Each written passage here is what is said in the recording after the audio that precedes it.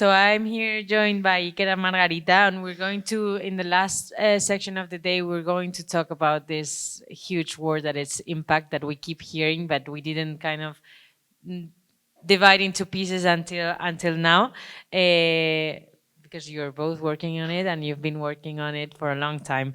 I'm going to make an intro of these two amazing people here. So Margarita, next to me, she's a philanthropist, entrepreneur, and investor with experience in the social environmental impact sector.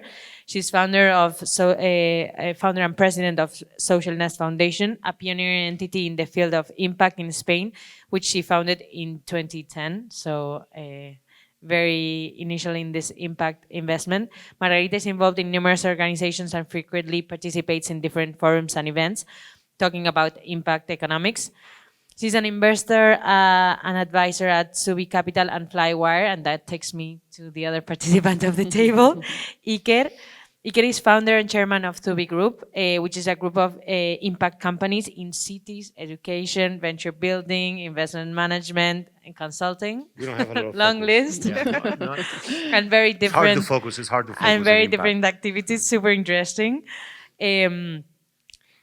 Cities and education, which we have been talking, flying around in all of these topics, but you specifically worked and directly work with them. Zubi focuses on solving social and environmental challenges such as climate change, circular economy, social inclusion by creating and investing in impact businesses. Previously, Iker founded the fintech Flywire between Spain and USA and ran it as CEO until December 2013, creating the global leader in international education payments. Flywire has been the first company with Spanish origins to be listed in Nasdaq. So I'm going to start there in that one. Iker, you created a company, from what I know, from a very specific need you faced, and then it kind of solved a huge problem for a lot of people and kind of evolved into a huge purpose. Can you tell us a bit about the story of Flywire? Yeah, I kind of admire these big entrepreneurs that like look at trends and stuff. I tend to be like very silly, so I just kind of find a problem, it kind of, and I need to solve it, right? And so I tend to end up complicating my life a little bit in that way. With Flywire, initially it was called peer transfer. I was at MIT, and essentially trying to pay my tuition, and the money got lost. So like emails back and forth trying to figure where the money was, and then I realized that the banks end up charging huge fees in the exchange rate and fees. And I thought, well, this is kind of unfair because if you're small, you don't have negotiating power, and you get screwed by banks. And I said, oh, this is kind of unfair, and the money getting lost and so on. So for me, like starting the company was a question of fairness, right?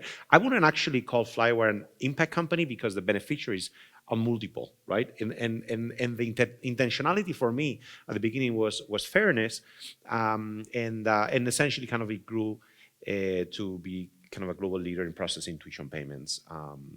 And it's interesting because when I kind of share the story, maybe I focus more on the hundreds of millions of dollars that are saved to students, right?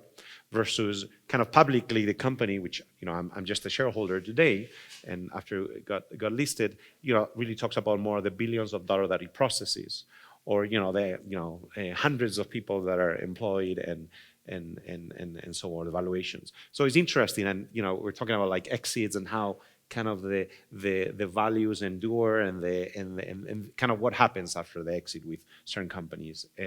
But essentially, when I moved back to Valencia, I had kind of my midlife 40 crisis when I was 30, and I said, what do I want to do with my life? And I kind of started getting involved in companies, and there was one I was very excited, which was like an energy access company in Africa. And then I was looking at that. I was looking at what Margarita had been doing for certain years. At that time, it was more like social entrepreneurship, and before it was kind of impact. And I said, you know what? I want to like dedicate my life to using the company as a tool to solve some environmental and social problems. And again, I'm not a very big visionary. So I, then I started looking for a school for a child, and really didn't like any. So we got and created a school in Valencia, which is Imagine Montessori School, which is now around 350 people. children in Valencia. And then when we started doing the school, we thought about the community around and how to kind of create a community that would foster some of the values around sustainability and so on. And essentially, we started creating a district. So it's like a place for thousands of people to live around Valencia, and that's kind of how all these city projects were born. And then with that, we started looking at different opportunities in education, in real estate, in cities. And then we said, well, maybe we should call this like as a venture builder, because essentially we are finding problems, trying to solve them. And that was kind of 2019. And we started creating some companies. So we started like a company that avoids waste to end up in landfills, and that kind of links to circular economy. And this year has 1 million tons has been avoided to end up in landfills. And started with construction processes and kind of is going, it's called co-circular. And then we started also like a wood construction company to take kind of biomaterials and embed the carbon in construction, and kind of managing certified forest and all that stuff, and the whole value chain. And then we hit COVID. And our vision initially was like, let's create companies for a better future. And then we're seeing like all these companies having a really hard time, struggling. And we said, okay, our purpose has to add a second element, which is invest in companies also. And that's how Zubi Capital was born. And we actually started with a venture debt fund for impact companies. Could be a great co-investors for many of your funds. And then that was our first project. Now we put together an angel fund focused on diversity, also initiative around investing in diabetes type 1 globally, and so on. And then when the initial company finally went IPO, then we started thinking also in investing, put together a multifamily office and investing in third-party products, and also in a way of building the platform to be leveraged by others. So they could kind of, like us, align 100% of our assets with impact. So essentially, Zubi, as an operating group, is a platform to leverage, and we can take a challenge, a social environmental challenge, very diverse, and we essentially link up talent, we link up to investors, and we can create companies, we can invest in companies, or we can invest in third-party projects. That was kind of a very long explanation, and then maybe kind of there's more to it, but we'll. Perfect. I see kind of two parts in your experience. One is kind of solving your particular need, and saying, I guess a lot around me have the same issue. Want a good school for their children, want to get their tuition in time, and want a nice community to live in. And another one is detecting those companies that are already working in an issue that maybe doesn't not touch you directly, and then financing those companies, right? I was going to add that it's, my reflection was that when I was looking at my kind of our child, and I said I want to dedicate my time to like focused on using the company and like my professional work to improve the well-being of my child, quickly realized that the well-being of my child is directly related to the well-being of others and to the planet. Essentially, for him to walk on the streets and in a safe way, it doesn't depend on how much money he has. It actually depends more on how much money the rest of the people have, or like the air he breathes is the same as the rest. And that's kind of the origin. It's true that as Zubi has grown, and we're now over 200 people. Now it's true that there are different projects. So we're very decentralized in a matter that there's people that are maybe working on projects that matter to them. And this is a platform, right? And we enable that. And maybe, some people care about education. Some other people care about, climate change. And we are trying to evolve in a way that we kind of focus in a most systemic way and choosing the right challenges and trying to solve them in the right ways, and kind of finding the right pieces of the puzzle that are missing to drive kind of that systemic change. But also recognizing that each of us has its own validations. And when you think about impact investing, you can't really find a metric to aggregate all impact, right? And if it's climate change, it's easy. You talk about tons of CO2, but how do you compare? How do you compare the people that die, of cancer compared to like climate change? Right? It's just not. You can't find a common metric as such. So it also links to kind of each of us guiding lights and motivations and interests, and that's kind of what we've also evolved in that thinking. Okay, thank you. That's Margarita. You have a long experience with impact. You started in 2010, 10. right? Um, was this a big movement at the time? I think I was starting university 2008, and we had the huge crisis. I was studying architecture, and everything went to hell at that moment. I guess in 2010, the movement of impact might be was starting maybe with all of this happening in Europe, or how was it, and how did you get into it? What's your story? Yeah, well, my story basically starts in 2008 or so. Before I studied engineering, and I had been working as an engineer in Spain and in the UK. And it was in 2008 when we were in the US where I had the opportunity to study a master's in management at Harvard University. So I was so excited to be there and being surrounded by people from around the world and in a very stimulant environment. But at the same time, every day when I went to the campus, I saw like homeless people in Harvard Square itself. So for me, it was kind of living inequality in like very close. I felt so fortunate to have that opportunity, but at the same time, every day I was looking to people who had absolutely nothing. So I realized that maybe that's what I was experiencing and learning, and all these opportunities came also with the responsibility of doing something about that. And I didn't know how to do it because I had been doing some volunteering before, but nothing related to my day-to-day work. Right? So in my master's degree, there was a subject, there was a course about social entrepreneurship. So for me, it opened a whole new world that I hadn't heard before. I volunteered with a nonprofit organization in California between the 2 years in the master's degree that acted as an incubator at that time, supporting migrant and low-income women to create their own businesses, so a small restaurant or a hairdressing salon, and they supported them with training, with mentoring, microcredits. So that concept for me was like very innovative and very interesting because, as you were saying, we're in the middle of a financial crisis. When we were in the US, 2008, the financial crisis started. So for me, it was like realizing that that the challenges that we were facing at that time were going to grow, and that we needed new ways of doing businesses, that we needed innovation, that we needed new models, we needed entrepreneurship. So when I graduated in 2010, I decided to come back to Spain and start Socialness Foundation. We initially started supporting entrepreneurs because my idea originally was that all that environment that I had lived in the US before supporting entrepreneurs was lacking here, and that maybe there were many people identifying social and environmental needs, but they didn't have the environment for them to really move forward and to create and grow their organizations. So the origin of the foundation comes really to support the entrepreneurs, but then the foundation throughout these years have grown. We continue doing support to the entrepreneurs through different type of programs. Some of the programs we run them as foundation because there's a gap that we think it's important to fill. And sometimes we run programs with other partners, like for example, we just now have launched a program with Danone, because they are interested in identifying innovative tech solutions and startups that can be integrated in their value chain.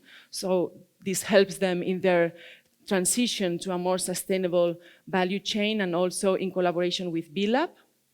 So it's a very interesting program because it's built also around collaboration. So there are many organizations that are collaborating in the program, and it's going to help these startups that can be from working from in terms of production, agro, the retail, packaging, nutrition. So the whole value chain, startups that are working in all these sectors or all these areas of the sector can apply, and well, there's a prize also, 30,000 euros prize, and many things related to give visibility, connections, and all that.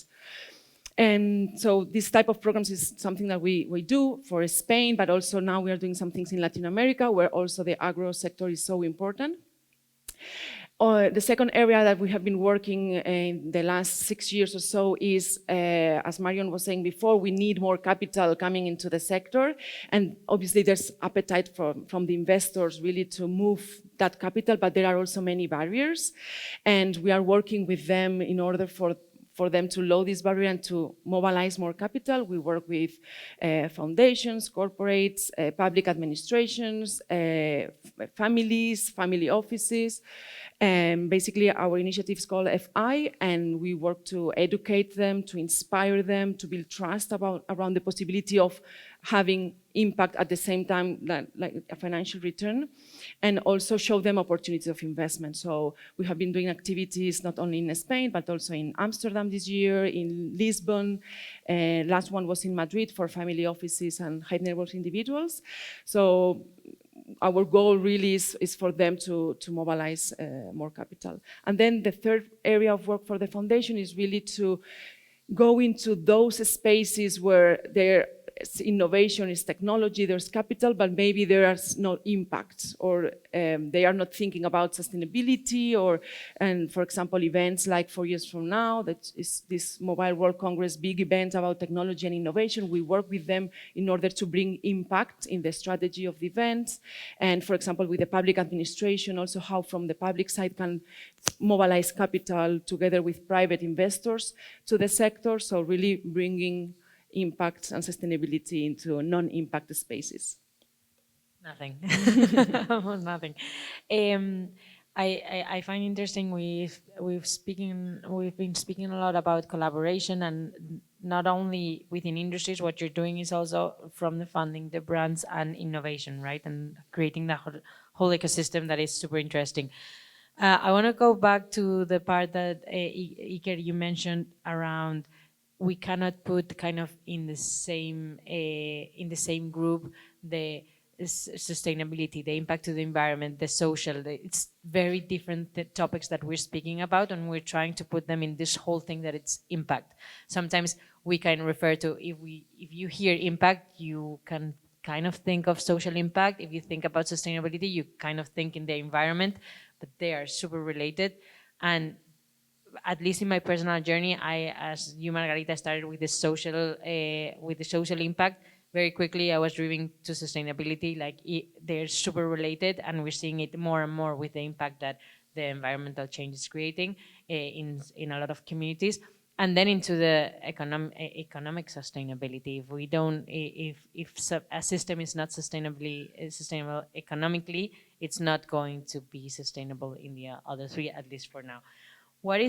I see that, Iker, you started more with this solving a problem, and you have been going more and more towards impact. You, Margarita, started with social, and you've been driven, and you are kind of in the same path at the moment, but started very different.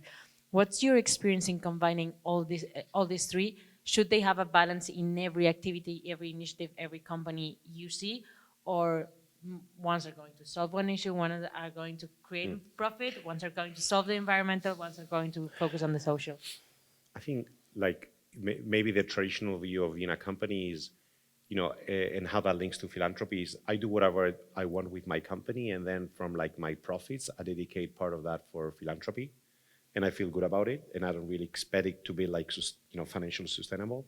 I think for us, it's we've kind of very consciously actually started from the company, and all we do at Zubi are actually market returns. So, and that's our starting point to drive kind of mainstream adoption. Whether it's when we create companies, the talent that comes, that doesn't feel they're, subsidizing or rejecting creating a big company, right? We want our companies that we create from scratch to be as big as they can, right? And also then attracting like other investors, right? When we create our funds, we also look for market returns. So we come as anchor investors in those funds, but we also then drive other co-investors in the same. So we do see our capital as catalytic capital in terms of one is willing to take more risk and come in initially, right, to drive more. And we essentially say that, kind of our one equation is very simple, is maximize impact on absolute terms, right? That's kind of what drives us. So for us, when we thought about it, let's create companies that at the same time look at these three things, right? And then and Social Nest was started initially. She was focused on Social Nest. I was more on Zubi, and then we've kind of seen these more as kind of our family project. More than family office, maybe talking about kind of family project. And actually now it's when we're like doing pure philanthropy also on the side. We're putting together a new foundation, and the first project of the foundation is going to be creating a big park in Valencia, over 650,000 square meters in Valencia, in Paterna, to like a big park for children and for nature and kind of the well-being of children and alleviating poverty. But that's kind of very consciously we say we don't expect any return there, right? That's pure philanthropy. But in our mind, we separate very much like where everything fits. Because when we're thinking about companies, we're demanding that they look, there was a few references here, which I loved, around like the better the company does, the more financial return it creates, the more social and environmental it creates, right? I think those are the interesting business models, when there isn't really a trade-off, when the social and environmental side actually makes more resilient the business, when it kind of makes it more authentic, et cetera, et cetera. That's kind of where the things we aim for. Okay, I wanted to ask to answer the question maybe from two perspectives. One is from the investor side. At the beginning, when I started with the foundation, since it was pioneer and no one understood about this, I think it was kind of the initial thought. It was okay if you are talking about social entrepreneurship, if you are talking about impact, you are talking about philanthropy. So for many people, that automatically meant that it was okay. I'm not interested in that. So the goal was to show them that it was not philanthropy. That philanthropy has its space, but this is something different where you could get market returns.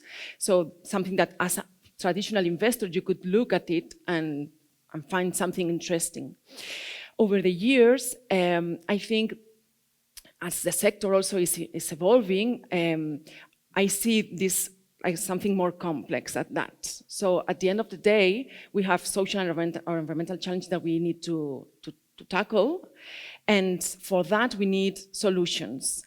And those solutions can be very different in the models, in the way that they are going to solve that solution, going to solve that problem, right? So depending on that solution, on the model, on the way that they are going to solve it, they are going to require different type of capital or support along their way.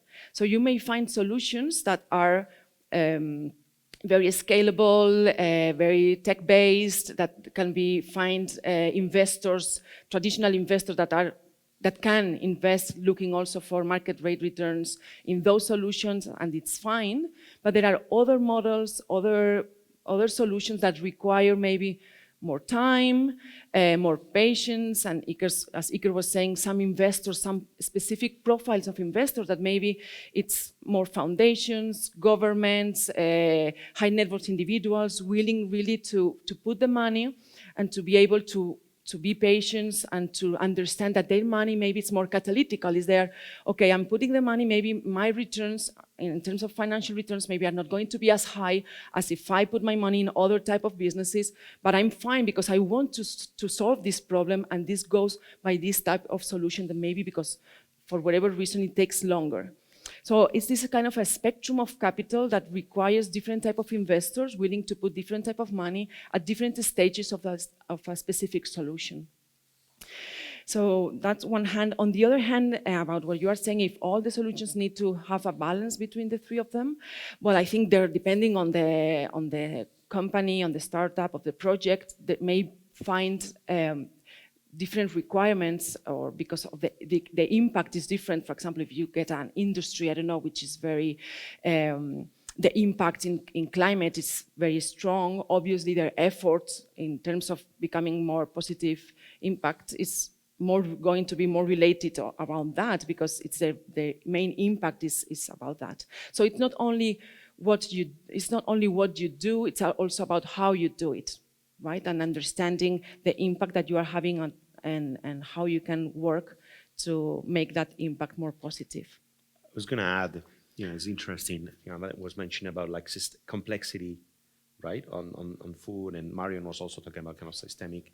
I think recognizing that sometimes to solve some of these challenges, there has to be a combination of. Sometimes we think it's like, if I create this fund, it's going to solve it. You know, for example, putting together a global diabetes type 1 fund, which I think is really going to be the first one in the world. I think it's going to be great. We're excited. But for example, we're looking at a company that is not investable. I mean, is a technical leader, that doesn't have like a clear business model, all that stuff. But it would be great to be investing because it can be really great company. So then we come up with the foundation and say there is a venture philanthropy piece of more technical assistant, which takes the company to actually be investable. And when we do this is an enabler, and we don't expect a return here, right? But it makes this company investable. And then the fund can come in because the fund has a certain mandate. It cannot invest in companies that don't, it's not clear who the CEO or the executive team is, doesn't have to clear go-to-market or a series of reasons that our fund or many of the funds has. So I think, but in combination, right? And in this case, it's their family foundation that's doing the venture philanthropy, but it could be others that care about this and don't expect a return or expect subsidized returns, right? So I think some of these global challenges, I think you have to kind of analyze and then work in coalition with many of these different partners and kind of understand what is our respective role, right?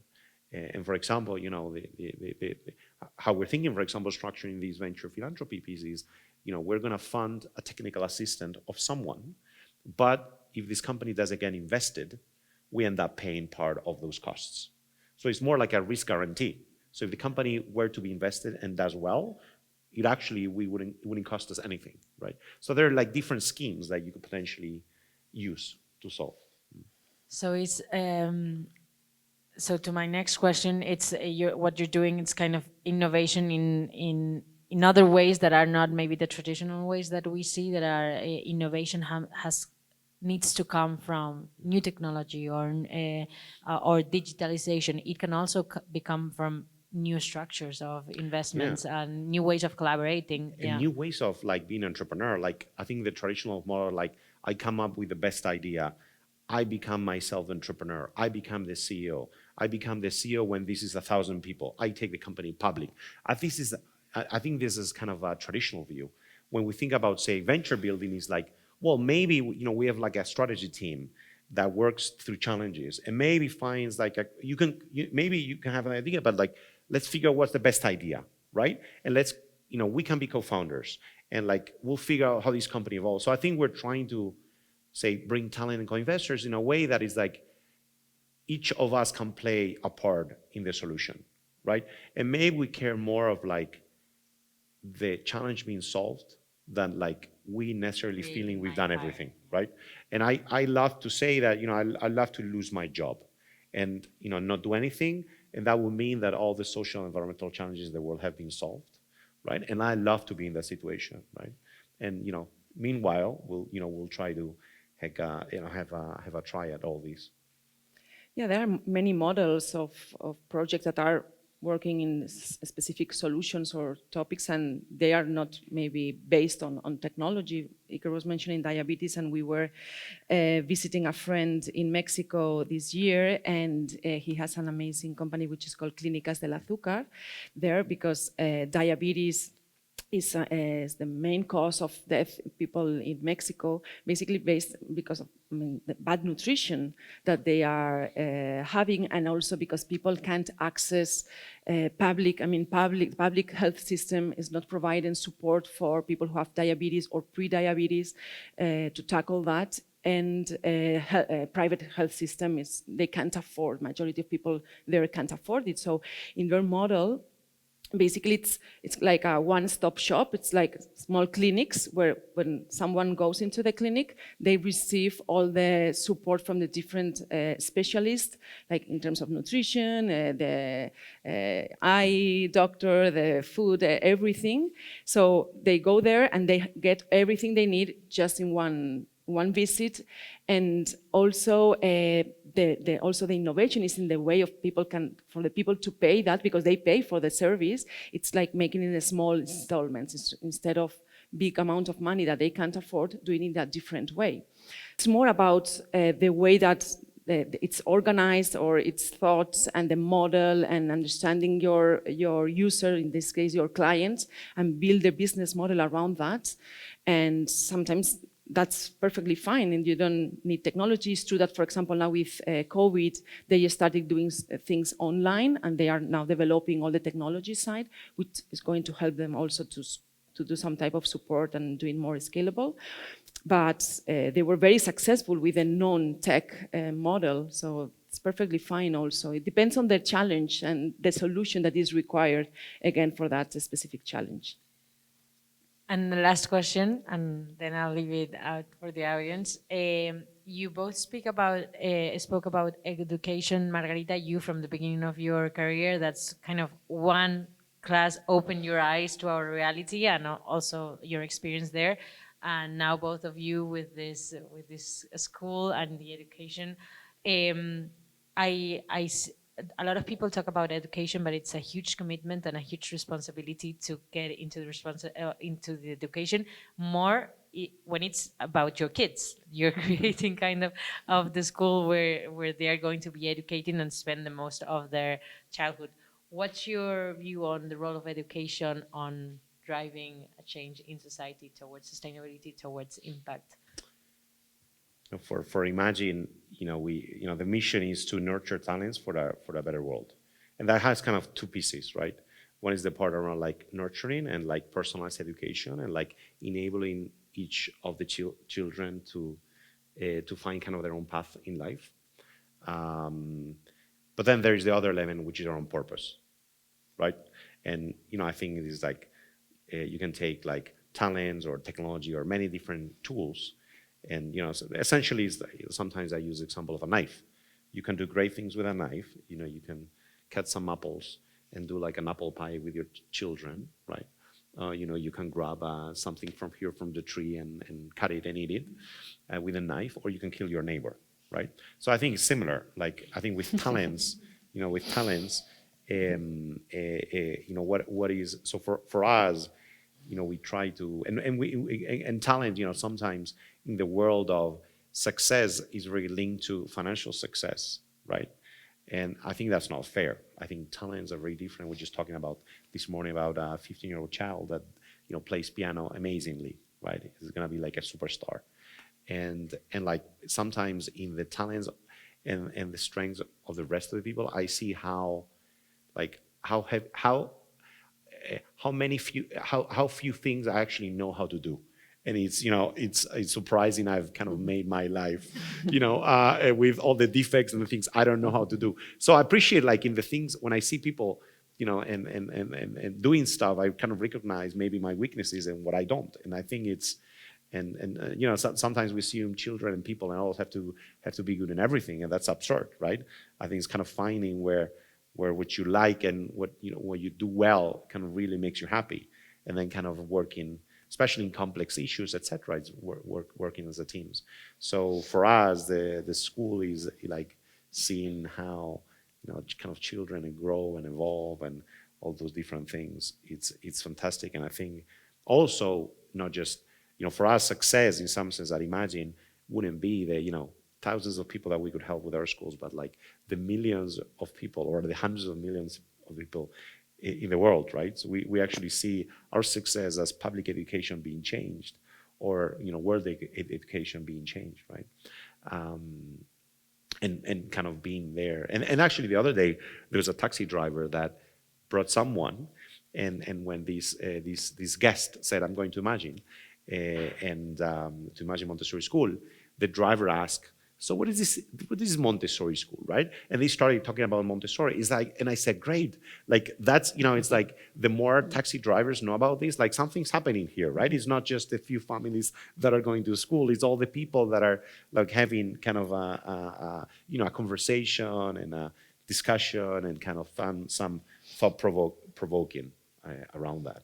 And I think there are many ways. For example, we invested also in some education companies. And sometimes education, some investors think, oh, this is like paying studies for, right? And there are many angles that are also more even functional and sustainable. So for example, we invested in a company called Becas, which funds, which say enables people to get the scholarships from the Ministry of Education at the time they're actually taking a decision on where to invest. And these low-income people that, unless they have the scholarship, they're not able to study what they want, right?